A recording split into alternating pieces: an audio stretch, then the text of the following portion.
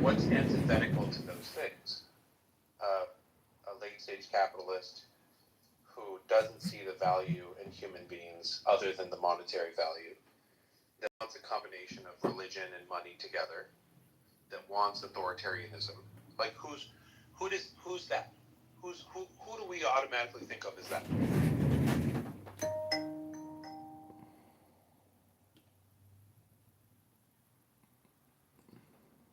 Real question. Like, based on that criteria, who in your mind pops up as the Antichrist?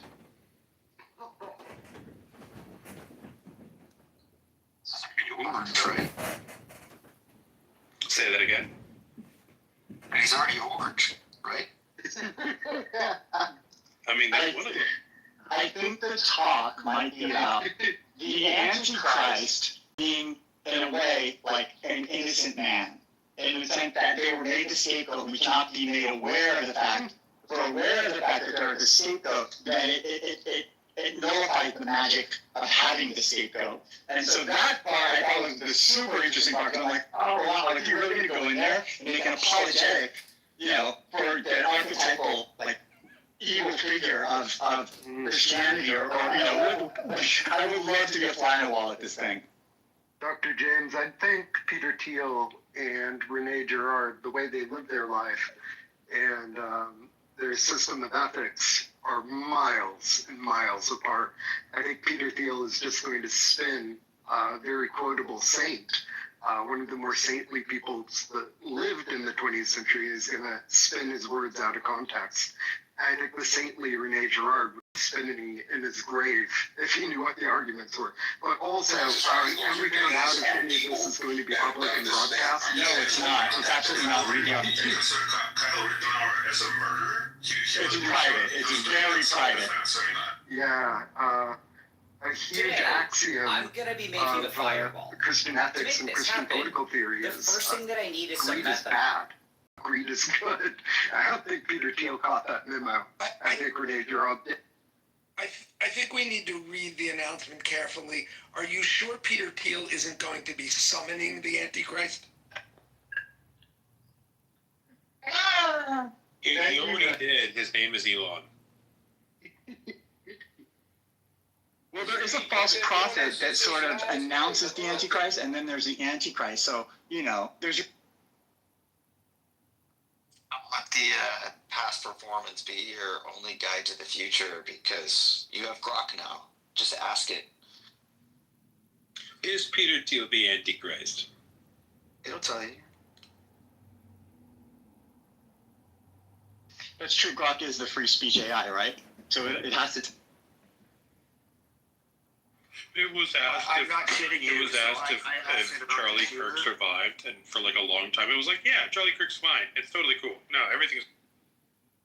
So this morning, I started a screen recording because Grok would crash. It gave me the name of the shooter and all this stuff. It gave me that before NPR knew that someone was arrested. So I clicked on the thoughts part, and every time I go to thoughts, it crashes the app on the explanation of the shooter. It's weird. Very reproducible defect. Or system behavior, let's put it that. Let's call this one in like 5 minutes. This has been a nice, maybe it's a little bit rowdy room this morning, but I think we accomplished something. Don't know what yet, but we'll figure it out. So, really quick, I need to make an announcement. If you're at your store, go to the spice section, go get yourself a McCormick Global Select Szechuan Pepper, Salt, and Spice Blend. It'll make your life so much better. And like in days and weeks and months and years like these, we need things that make our lives better.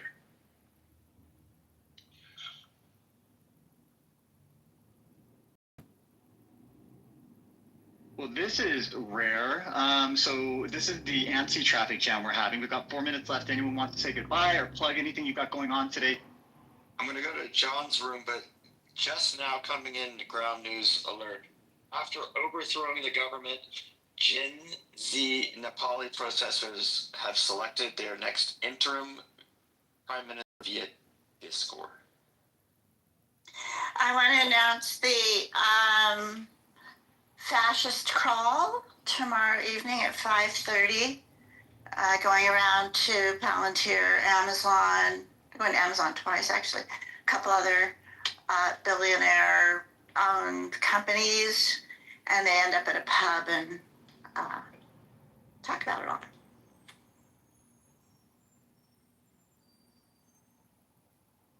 Sounds.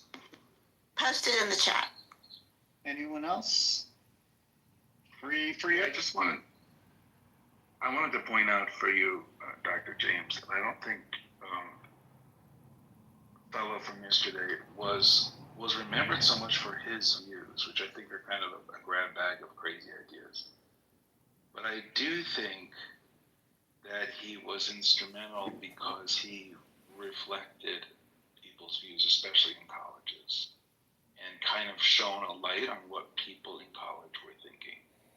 And I think people actually were quite horrified by the ideas that were floating around on these campuses. And that, I think, is a big part of why politics went the way it went in 2024, is that people are kind of horrified by the narratives that are emerging in academia. Okay. So that's all I really wanted to Yeah, thank you. What was the number one reason that exit polls said that people voted for Trump? Was it the what's going on campuses?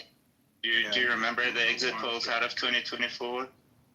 The number one predictor was whether people had a college education or not. No. What was the number one reason? That was my question, not the predictor. The number one reason people picked Trump. That people gave, I don't know. Usually it's the economy stupid, isn't it? Exactly. Yeah. So, do you know on the exit poll ranking, the problem with colleges and university, where did that rank in the exit polls? It didn't rank. It didn't come up. Okay, so if you're making a statement like this, that people voted for Trump because they didn't like what was going on in colleges and universities, the least you should do is provide the exit poll data. Otherwise, you're talking out of your ass and you're wasting everybody's time. I also want to announce September 21st to 28th is Climate Week New York City. It's the biggest climate thing in the world every year. And they have a couple clubhousers who are going to be speaking there. Barbara, who is Dr. Francine's Karma Club co-mod, will be speaking with Peter. I can't ever remember his last name. It's timed to be at the same time as the UN General Assembly, and they'll be speaking at the UN to influencers. So kind of like mini celebs in our midst. And there's a march on Sunday, and then events that you can often tune into virtually. New York Times has panels, different things to tune into if you don't live in New York. So I'm going to start calling. We're saying goodbyes. So if you could just keep this at this point to like 30 seconds, Romero, on that. So I'm going to start calling Sam Fred, because that was savage. Yeah. That's funny.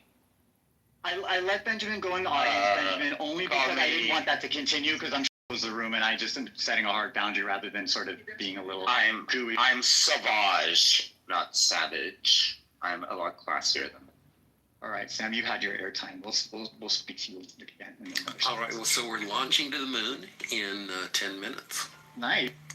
We are. Okay, has everyone said their goodbyes? Because I'm ready to not blow this puppy up. That's a horrible analogy. We're going to end this room. We're going to have a soft landing. Sorry. You're Goodbye, ready to suicide everyone. And I'll see you on Monday. Actually, you know what? Look for the Procrastinati Room starting tomorrow at sometime between 6 a.m. and 7 a.m. Pacific Daylight Time. We will be the best alternative space on this weekend. Join us.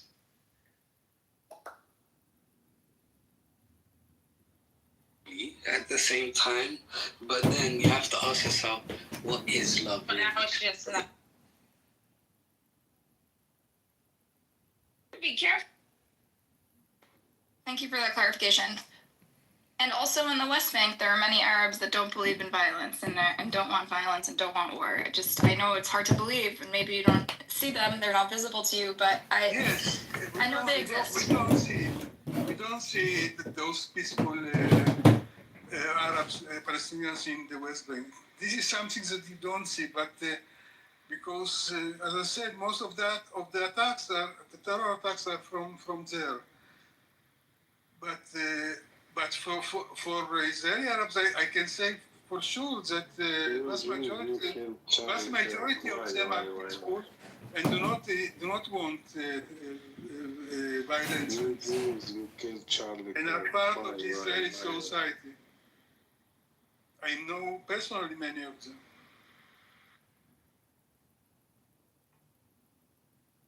Thank you. That's a really good point.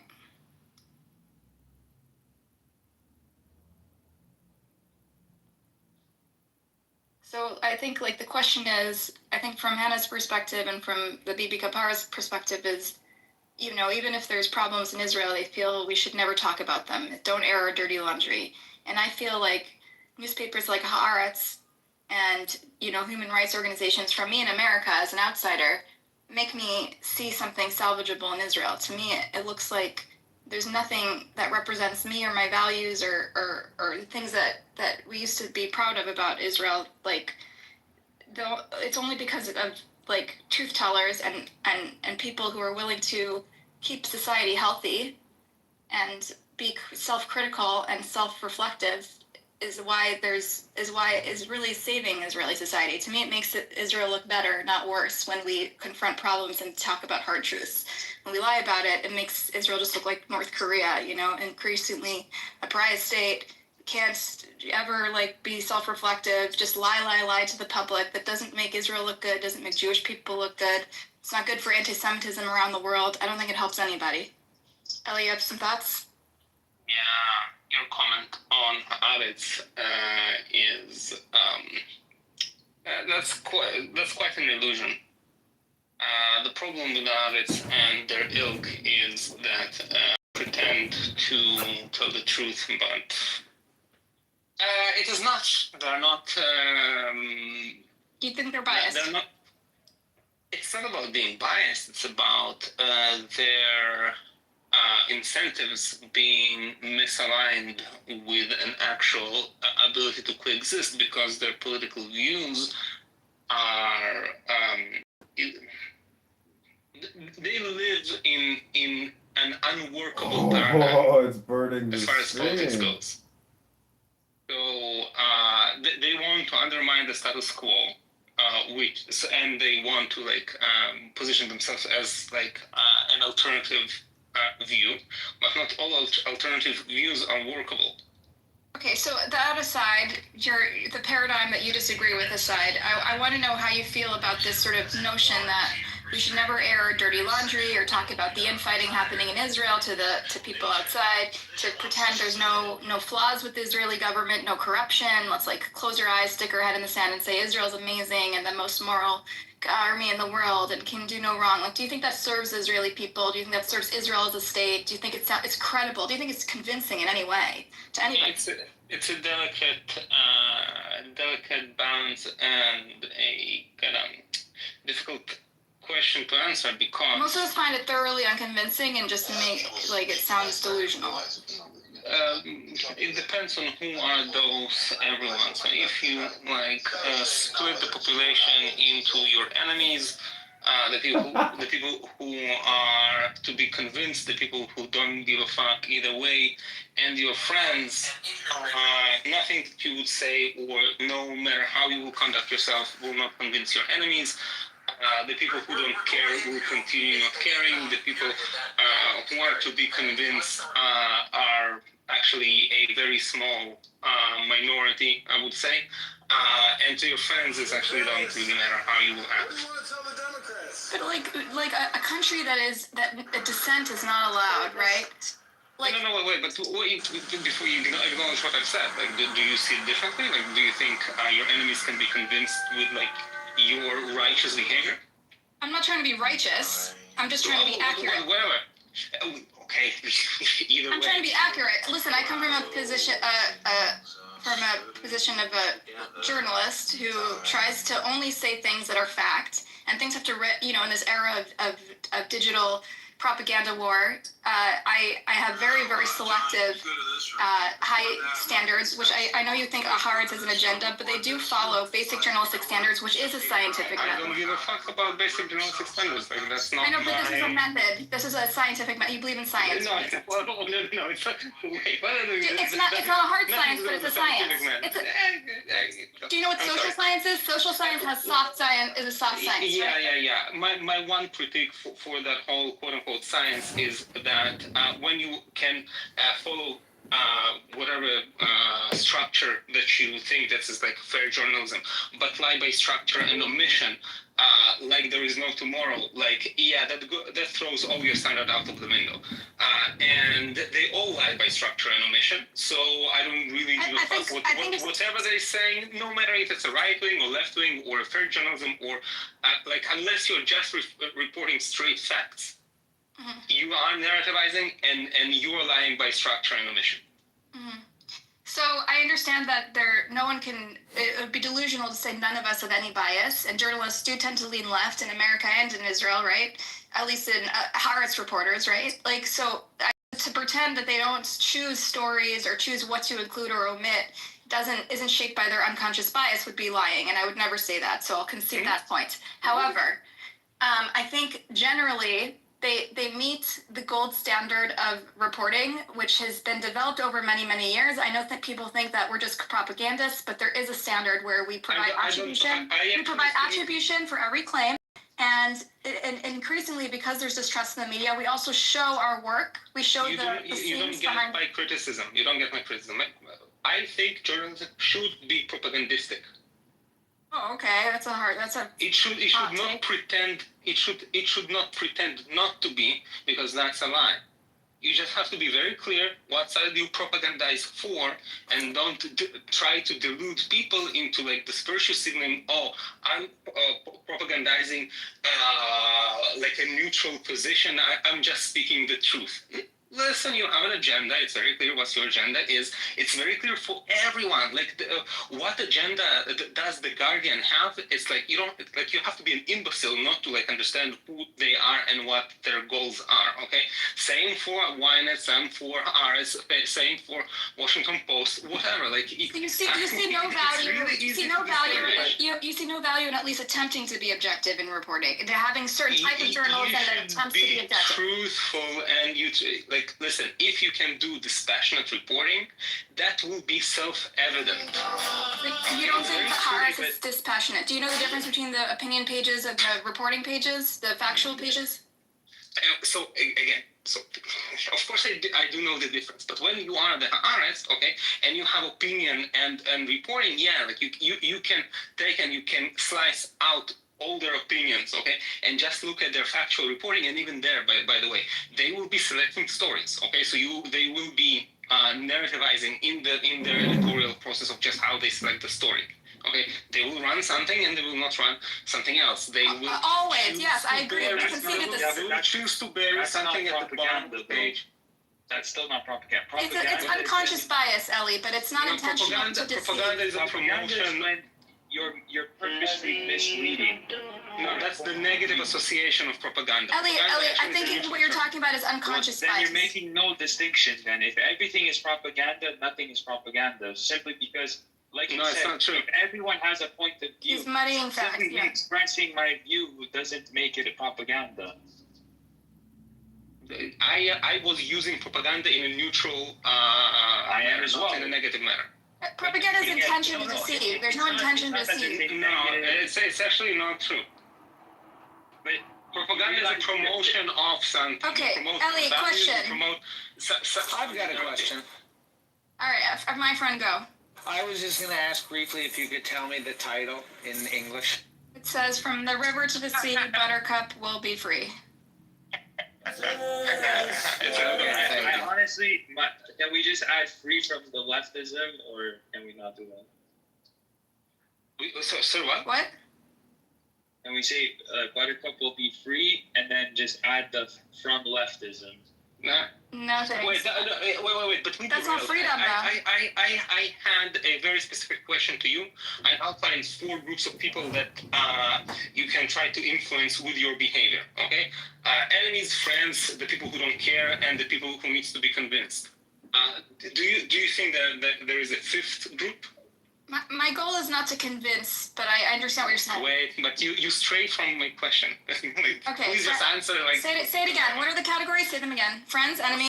Friends, enemies, people to be convinced, and people who don't give a fuck. I think there's a 5th category. Okay, go ahead. I think journalism serves the community. It makes it healthy. I think it's important. I'm saying the community. What about us? I'm us. I'm us. I'm the community, and I'm in it. I want to say the wider. You belong to one of the 4 categories. Which one? You're a friend, a foe. You don't care, or you need to be convinced. I don't think that's the point of journalism. Journalism is not going to convince people. It serves the community. It makes it healthy. Wait. Before we talk about journalism, I'm just saying in any conflict, in any let's say Israel-Palestine, for Israelis or Jews. Yeah. Okay. You have 4 categories of people: the friends, the foes, the people who don't care, and the people who to be convinced. Right? Yeah. Okay, we as a collective, as a nation, or whatever, we run our society. Okay, we run. So what's the most effective? I think the people who are honest, not the people who sugarcoat and dodge and use euphemisms and lie. That doesn't convince anybody. We're not stupid. You try to stray away from where I'm trying to lead you. Okay, I have a point, but I'm like asking questions to like gauge if we are on the same page. My sense, okay, is that. The people who are remain to be convinced are very few. Like around the world, the people that need convincing. So why lie then? Why lie? Why just? Wait, before we are saying what we do, we lie, we don't lie, whatever. You asked about airing dirty laundry. Okay, I'm addressing that point. Okay. I'm saying around the world there are very few people that need convincing.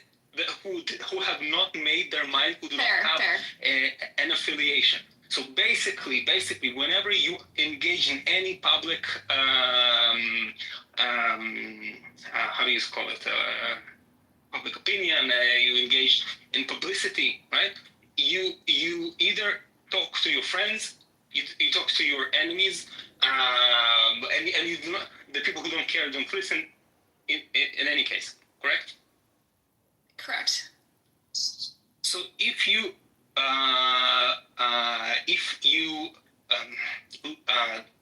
so you dirty laundry, okay, and you're being honest, would that change the mind of your enemies about you?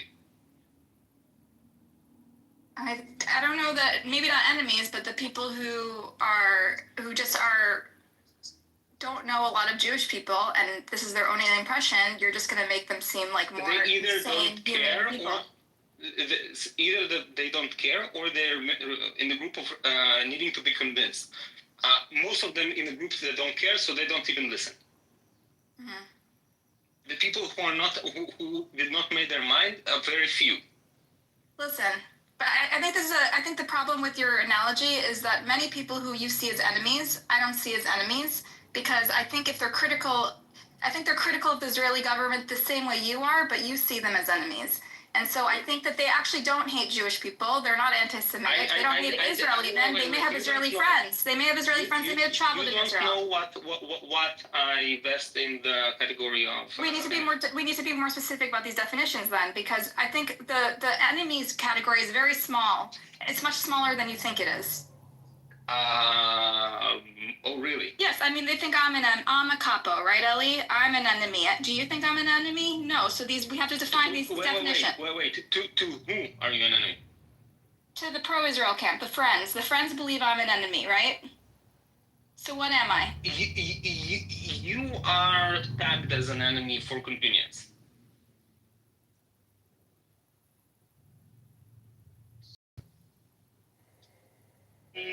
What do you consider an enemy? Doesn't want Israel's best interest at heart? Someone who doesn't want Israel to survive and the people to survive and not get hurt? Like, are those enemies? Basically, when I think about friend enemy category, is just their actions promote the well-being or diminish the well-being, even in small. So I agree. I disagree with your category. I promote the well-being of Israel. Well, I didn't say that you're an enemy. I say you're being tagged as an enemy for convenience. Okay, and some tag me as a friend. The enemies tag me as a friend. Yeah, it's okay, but listen, people can be mislabeled. That's okay. But my point is that people either promote your interest or go against your interest in their actions. And most people's actions are very small. For example, most people only influence your well-being or the lack of it by just, having a positive or negative opinion of you. So it's like,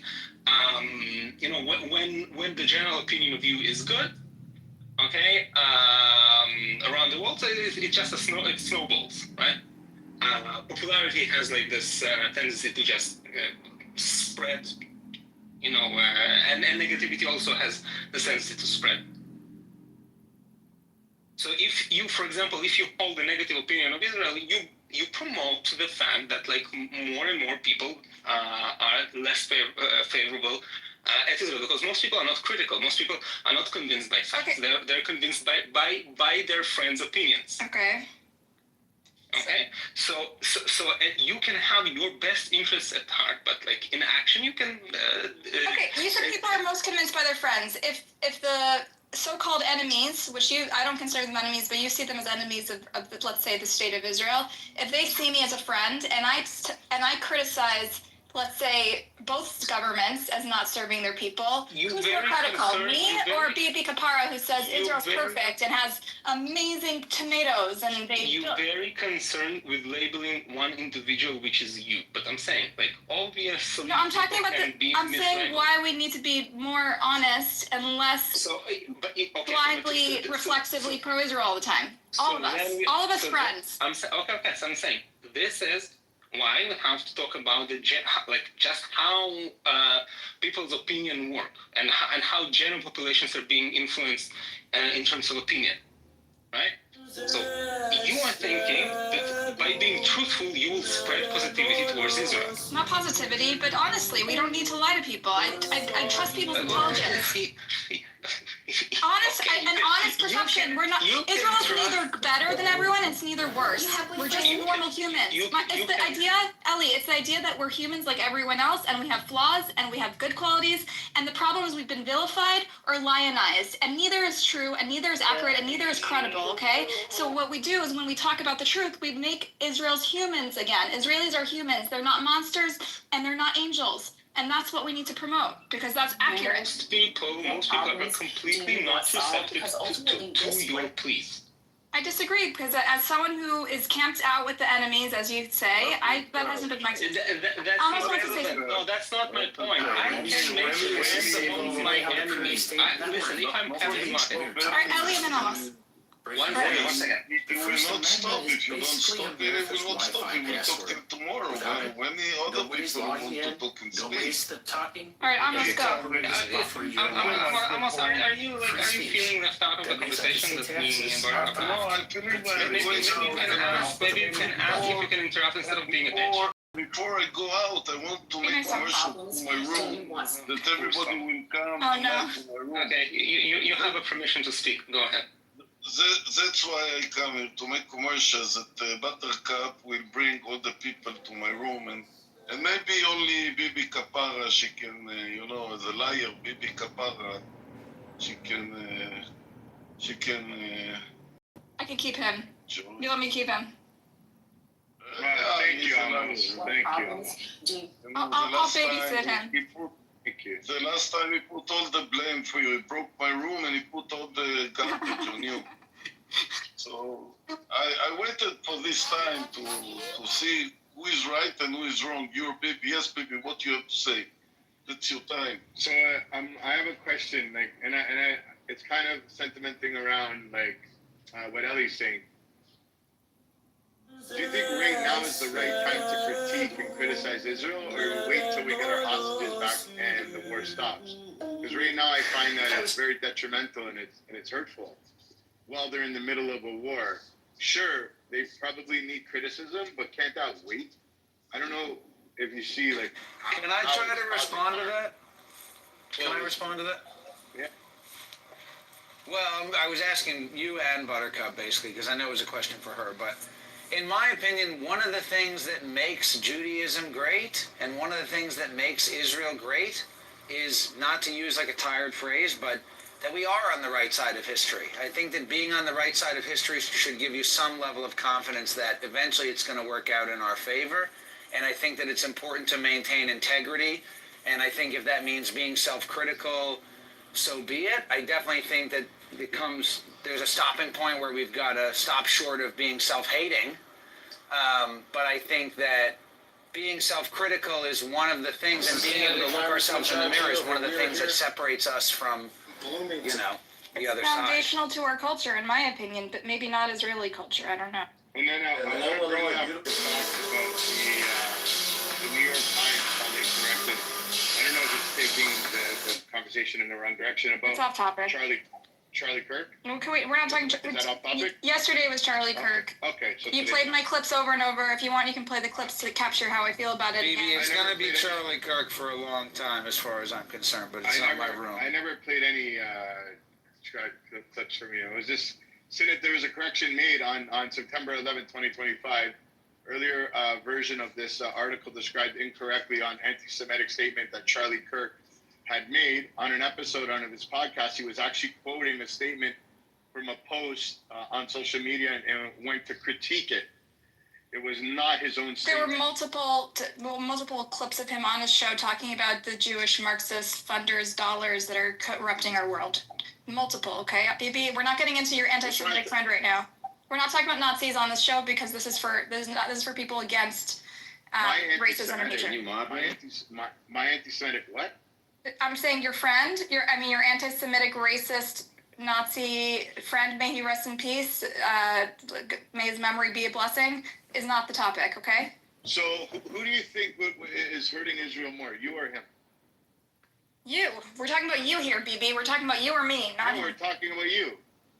We're talking about also you. I'd like to talk about me. Okay, my friend. Well, no, but I wanted to talk about the statement. Let's hear a new voice. Jason, speak. What do you want to say? Exactly. Silencing people that critique. Okay, yeah, I just wanted to say, I think Ellie is maybe oversimplifying, calling, talking about enemies, but they're people who aren't persuadable, more pragmatically. And those people are really out there, and Ellie is right.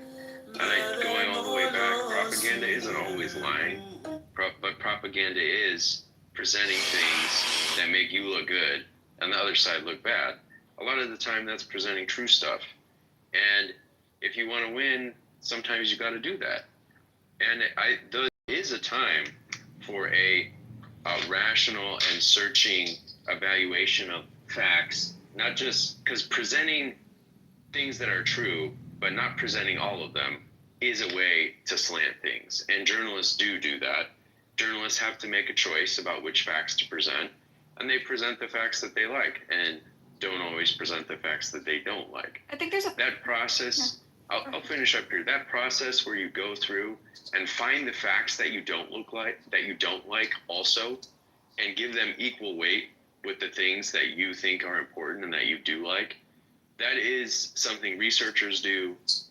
That's something intelligence analysts do. That's not something that... You're wrong, Jason. It's not something I'm that the only journalists journalist on the do stage. professionally.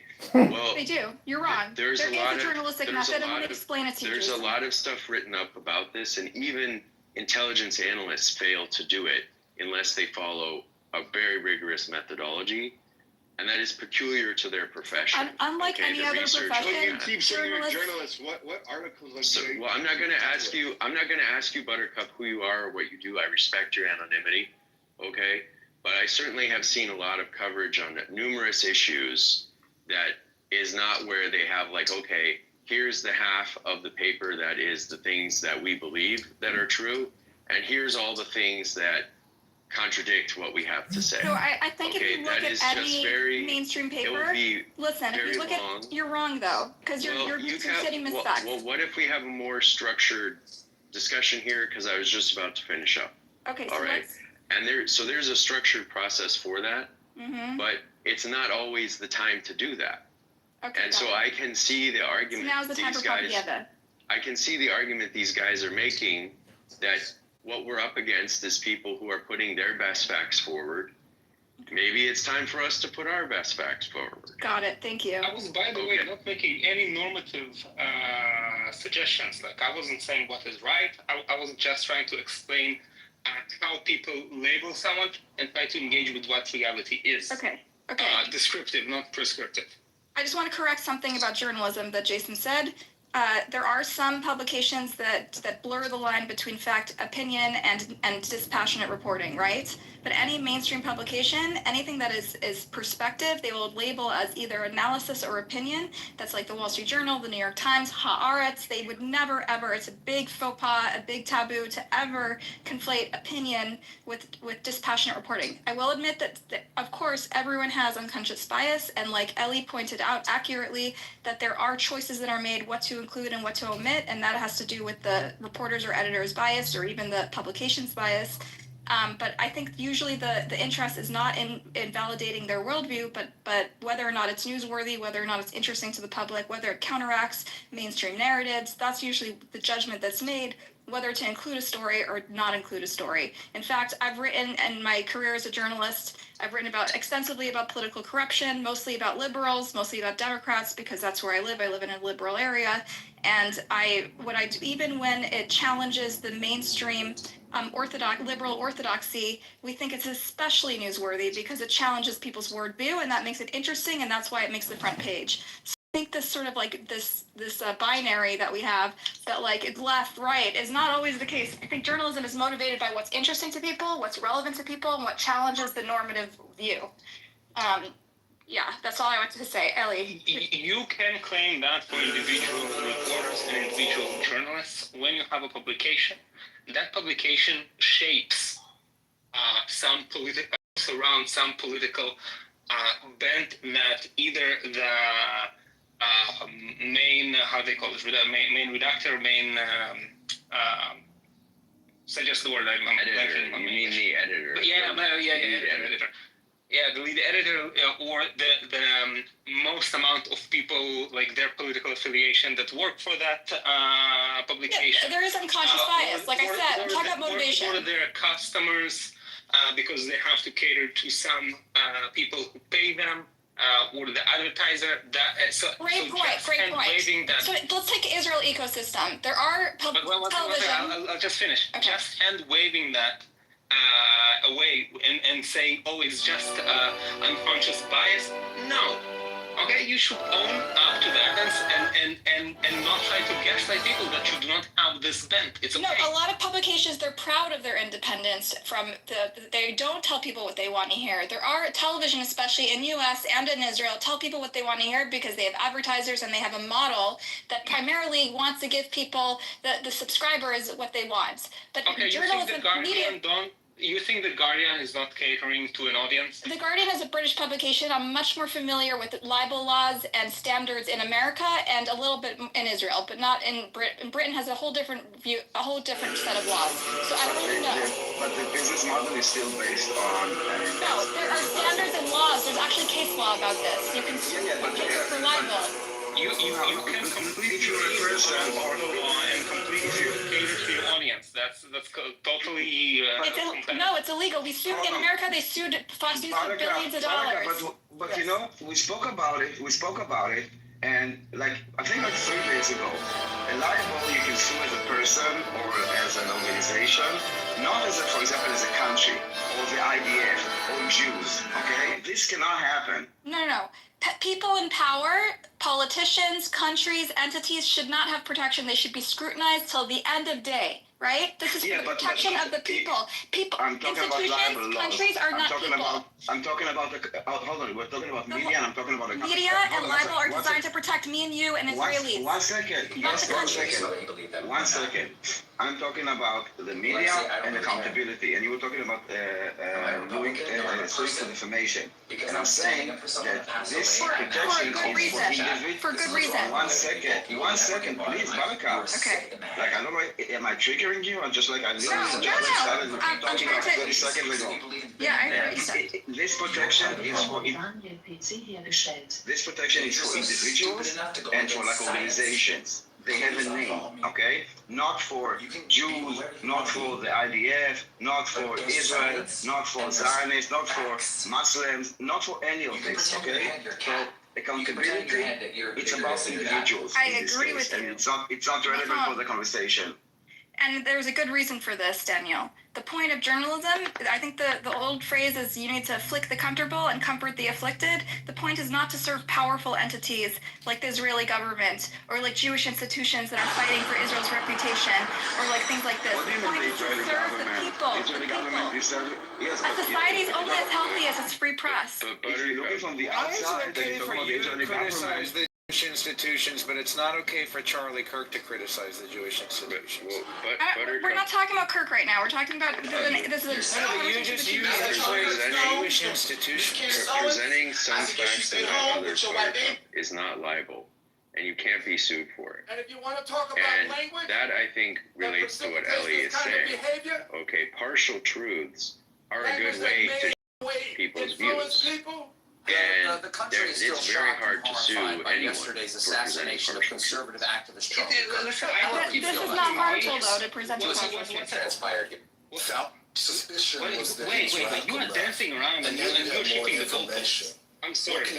This is borderline disingenuously ever. All right. Do you want to clarify? Do you want to move the goalpost back? Yes, because the goalpost is, I'm saying, you like any journalistic venue.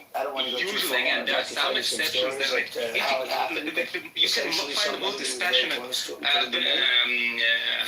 papers or whatever on some political topic, usually on business. You like Wall Street Journal? On business and economics, let's say, and then you read it and you have the feel that they're not bending some political line. Okay, so for me that would not be propaganda because they're not promoting something. They're just. You're actually wrong. Economics is a very polarized thing, and people it might sound as economics itself is, but when they report on politics, they report on it much more dispassionately than, for example, someone who deals much more with politics, like you talk about Haaretz, you talk about I talk about the Guardian, and so on and so on. Okay, when I first of all, let's take Haaretz again. I do not. What? Haaretz, they do separate opinion pages from reporting. I don't care what they separate. I know, but someone said they don't separate, and they do. Listen, I don't fucking care. You haven't even looked at the paper, and you're criticizing it. This is like. But they do separate. Let's just start with the basic facts. They separate opinion from facts. I didn't say that they don't separate. Okay, I'm saying that they are propaganda, okay, because they shape a political narrative. Okay, but some people, like you in this instance, you are trying to paint a picture which is completely disingenuous and wrong, okay, that they follow some strict rigid magic rules that make them report dispassionately. But you cannot gaslight they aspire to it. I didn't say it's perfect. It's not even. Listen, when you inspire to something, like you should be at least like aspire. You should be at least somewhat close to it. But no, Yes, is not close to it. The Guardian is not close to it. And why? Who is close to it? Ellie. So I'm saying when I read Wall Street Journal, for example, it is much closer to it because they do not have a clear political leaning that I can detect usually. Okay. And this is just, it's a vibe test. If a paper doesn't pass the vibe test, so apparently they're propaganda. Like, it's not a scientific yes, it's not scientific. A vibe test, that's your subjective vibe test. because I'm not a scientist, okay? But I am, because I went to journalism school and I know the method. No, a journalist is not a scientist. They are a But we have a journalist. method, just like scientists do. And Ellie, who I think is a scientist, right, knows that there's a scientific method. I'm a software engineer, and even that barely. But listen again, listen. And there's certain quality control, right? We have quality control in journalism too. I do not have. We have several layers of quality control. Listen, I do not. You want to hear about that? I do not have. I don't care. Like I do know. Don't care. You don't want to learn. No, it's not that I don't want to learn because you're my main point. Okay, I do not have, like, for example, in Israel, I do not have a particular party or political affiliation in Israel because my views do not align neatly with anyone in Israel. Usually, like on some, I would probably be labeled as an enemy by the same people that would mark you as one for many of the same reasons. For much before October 7, when I was trying to tell in Jewish rooms that people should stop banging the gavel on this whole anti-Semitism thing every time that someone criticizing Jews, I was kicked out of Jewish rooms, okay? Just a small example, okay? And I still stand behind that. I think it was the completely wrong thing to do in terms of, like... Counterproductive, undermines actual anti-Semitism. But listen, my reason is not because it's counterproductive. My reason is because... What does it do? Does that cheapen the word anti-Semitism? What does it do? It doesn't cheapen anything. The problem is completely different. The problem is that the world is much like a schoolyard, okay? And people get bullied when they show some behaviors and some ways of like basically that show that they're vulnerable. Screaming anti-Semitism on the schoolyard where there are bullies is just attracts the completely wrong type of attention. Okay. So Ellie, so what do you feel what Buttercup's doing? You think that's good for the Jewish people? I think it's better for the Jewish people. Me or Bibi, who calls people. By the way, it is. No, you got to answer this. Who's worse for the Jewish people? He said it's not good. No, but who's worse, me or Bibi for Jewish people? Be honest. You put me in a top bite. I would say probably Bibi, but Bibi's worse for the Jewish people, right? But say why. Say why. Amos also thinks you're worse for the Jewish people. I think there's a consensus. But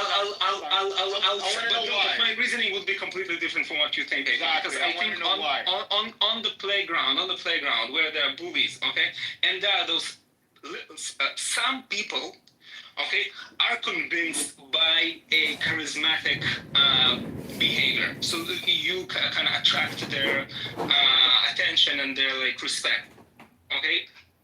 Me or Bibi, we're both charismatic. No, I'm talking about you. Both of you are not. But I think putting yourself in a victim position is worse than being like someone who's like criticizing your own kind of group. You would attract much more fire, Buttercup, but Bibi would degrade the respect of people who like are on the fence or like not caring.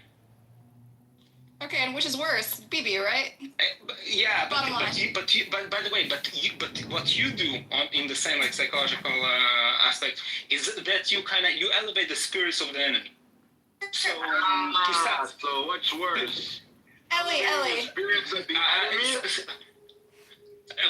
But the spirits of the enemy is not a huge factor for you actually. Because like the enemy can have glee and they think that they're winning because they have those traitors inside their camp and blah blah blah, and they can be overconfident and that will just hurt them in the long run. But when you lose the kind of tacit support or respect of but who's more credible, me or Bibi, when we criticize Hamas or violent resistance or I'm not after credibility.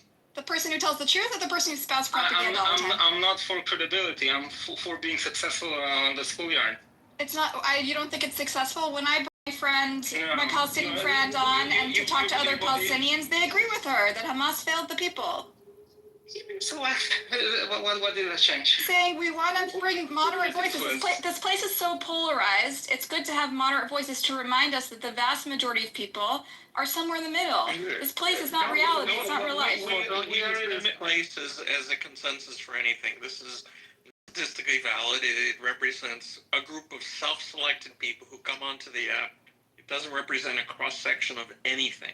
So, but it does, like, it's so polarized. Both sides are represented as these caricatures of themselves, and I don't think it's accurate of the human a sample size. You know, a real right, human. but you just said before that there's a consensus that one was better than another. No, you can't draw a consensus from one person's opinion or even a couple people in Clubhouse's opinion. This is not statistically valid in any such. And the truth is, Ellie, I would argue we're not trying to change. You agree that we're not really changing anyone's minds anyway. Yes, you're doing you're doing like mental masturbation and for me personally. Yeah, but no, for me as well. Like I'm guilty. You're not expecting to change anyone's minds, right? So why am I a threat to the Jewish people, like these Bibi Kapara said?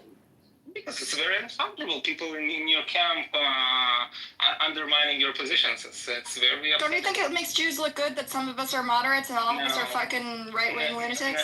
No, because they're not convincing anyone that needs to be convinced. I mean, I think it reflects that not all of us are fascistic Bibi Kahanist lunatics. And I think that's healthy. It's healthy to represent the spectrum of opinion in our community. None of those people are persuadable. None of those people are persuadable, Buttercup. I'm not trying to convince. I'm just trying to represent a full cross-section of our community, not just the crazy radicals. I mean, it doesn't help.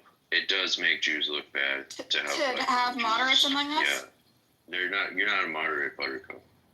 What am I, Jason? You're a left-wing extremist. Okay, absolutely, absolutely. That's You just don't want to hear the cold hard truth. But okay, thanks. Daniel, you want to speak? Do you have anything to say? Othello, what do you think? Am I a left-wing extremist? You're asking somebody who hates Jews. No, he doesn't. I do think you throw around that word Kahanist a little bit too much. I say it tongue-in-cheek, and I've said over and over again. Because I know that you and Bibi, we call it. Amos started it. Amos says you guys are Kahanis, they're Nukhba, the lefties. Just because he started it doesn't mean you need to pile on. Why? I think it's funny. It's funny on the top. It's a known fact that people like Bibi, Rabbi, Harry, make Jews look so bad. They've been doing it. They've been doing it for the past 3, 4, 5 years, and they don't give a fuck, right? I think, Buttercup, when I see someone like you come on the app, I have hope for humanity, and I have hope because I know that there's a lot of Jews like you, like to treat Jews as a monolith. Like me. Yeah, like Amos as well. You guys are a bridge to the rest of the world, so that we can have healthy dialogue and not push weird ass. White supremacist, right-wing Jewish supremacist ideologies, and I appreciate you, Butter. Thank you. Really, you said thank you. Maybe you wanna address it, Buttercup. So you think that the Jews that think differently than Buttercup and sometimes Amos are, what did you say? Supremacist, white. What can you say this again? White supremacists. Jewish white supremacists. This is why I say white supremacists, because you guys mod rooms and support people like Pepe, who say the N-word. You guys. And Charlie Kirk is a supremacist. And Pepe is the catch-all. Catch-all for everything. You're in rabbis' rooms, right? Who is rabbi? They say the N-word 50 times a room. And you guys are laughing in there. Who is doing this? Oh, you N-word. Oh, you N-word. Who is doing Rabbi? this? You know Rabbi? Black Rabbi? Rabbi? This is a Clubhouse live stream. Rabbi. Which Rabbi? This There's is so put many on by a rabbis young girl everywhere. named Buttercup. She's a journalist, extreme left-wing liberal She's not Jewish. lunatic. She's an anti-Semite. He's not Jewish? No, and Count My Shekels is an anti-Semitic trope. He's not Jewish. He's a Jew hater that is basically cosplaying as Jew. Jews don't say Count My Shekels. It's an anti-Semitic stereotype. Spread hate about Jews, and you fell for it, dude. Okay. I mean, that's fine. You guys still mod rooms with Pepe. So Pepe is another one. What do you want for. So your claim that that we are nationalists, like white supremacists, is because of a Pepe and another. You guys do flirt with them. You flirt with them. No, you guys, Daniel, the room does like to flirt with white supremacists. And Buttercup, it flew right over her head. She was like, "I'm fine with Yeah, you guys gotta hear this. They're talking about you guys. This is hilarious. Calling like the rest of the 99% like white supremacists, whatever you call it. That's fine. For me, and it seems that the sort of information is one Jew hater and Pepe. None of them are Jewish. No, Daniel, it is a problem that your room flirts with Jew haters. What? Who? You're flirting with terrorists. No, I'm not. So what does it mean? No one's a terrorist on this app. They're all American. Who's a terrorist? What are you talking about? And we're flirting with who? Excuse me? So the people that you champion, not you personally, but people in your room lionize and your country. So hold on. So your country lionizes people like Charlie Kirk, who I believe is a white supremacist. Yep, Issa. So you people is who exactly? Issa, Mr. You know when you're in those rooms with Issa and Mr. and you guys are just calling each other. Who's Mr.? Yeah, you know who Mr. is. I don't know who that is. You talking about Mr. Anderson? Yes. He's another. He's literally like he would support Hitler. He would take a gun and shoot Jews himself. Okay, and those are your examples of why you hate Jews because of Jew haters, dude. Wow, man, listen, I have nothing here. I have nothing. I mean, dude. I will not stop arguing those two people. I just want you to make commercials. You don't need a commercial break every 10 minutes, almost. Yeah, exactly. Every 10 minutes you have to stop and, it's an argument between Othello and Daniel. This has been No One Cares. Q, Frank, I'm going to create a new room. Days from now. They like to talk, they talk. Everyone go to Amos's room. He's waiting for you with tea and coffee. And there is a cake, don't forget. Cake also. Uga. And I hope you are the first my guest in my room. I hope. Keep doing your thing, Buttercup. Don't let these guys gaslight you. Keep doing your thing. Listen, Daniel, I like talking to you because you're reasonable, but like a lot of the folks you share a room with, they are a little like fanatical and blind and reflexively just Israel. They fetishize Israel and it doesn't paint and it doesn't. No one finds it convincing. It's not coherent. It doesn't make sense. You're a rational person. Doesn't it bother you that they do this? No, it bothers me that you are taking one or two people and you're trying to use this as a wide brush. Doesn't matter. And and when I would say this, if I would say the same to you, I say, okay, so if you are with basically hanging out and chilling with people that would basically slaughter your family and are supporting Hamas, literally, not just like by innuendos, like supporting and resistance.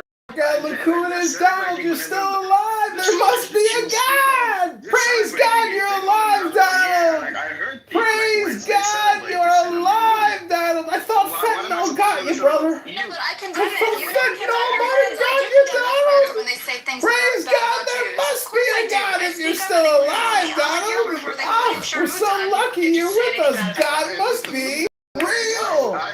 Donald, there must be a God. You're proof, Donald. You're proof. Living proof.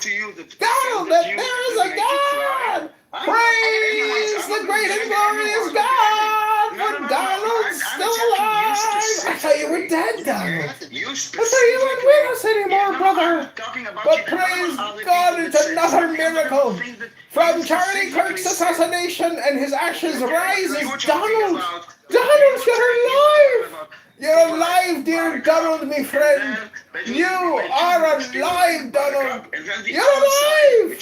Okay, Donald, I am complete. Thank you, Donald.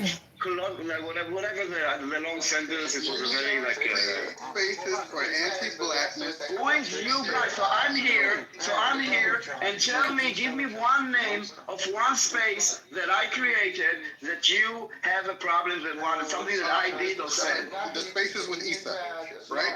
What is your problem with my spaces with Issa? That is not a room that harbors Islamophobic and anti-black sentiments while you guys sit around and laugh at it.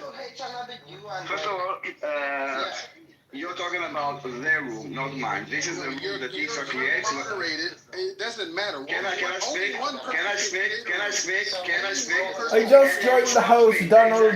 Thank you so much for creating this room. I'd like to try to convince you that God exists, if I may have a couple of 60 seconds of your Give me time. a screenshot from this room. Give me a screenshot from this room. Go. All right, Othello, in fairness. Wanna bet that this is the concept of Israel's room? Okay, just listen, and this is another clubhouse room. Ocean is a homosexual bookseller and I'm talking about how he wants to get his ass I rammed. would never mod with this fucking Mr. Robinson. He's a vermin, okay? So don't give me this shit. So he disavowed his views, Othello. Let's move on from this, okay? Okay. I don't disavow, like, I don't, he's not even a human, like, I don't want to talk about him, but you painting a brush on me because of people that are in a room with, it's disgusting. It's basically you looking I have to say, Othello, I if found you Daniel have a to be problem more with people, if you have a big problem with people, take it with them. But to exploit them in order to spread hate about Jews, I had enough of it. And I'm here, and you keep on saying, you guys. This is my last statement. This is my last statement. So maybe don't make it. I don't want to see you guys, the Jewish people on this app, mod rooms and celebrate people like Pepe, right? Who said 2 days ago, who asked Buttercup if she was hot enough to be raped on October 7th. So, you know what? I would ask you guys, because I see a lot of black rooms, I would ask you guys to stop creating rooms against Jews.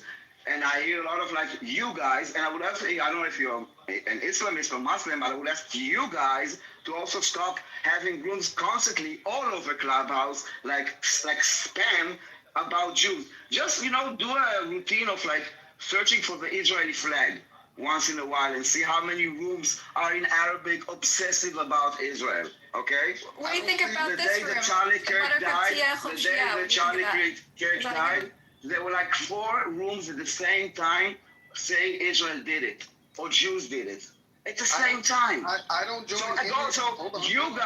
So you guys need to stop before you come to us and say anything. So we can both play the you guys.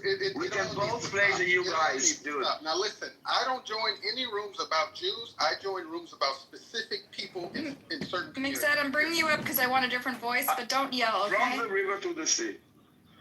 Mixed, don't yell. Talk quietly.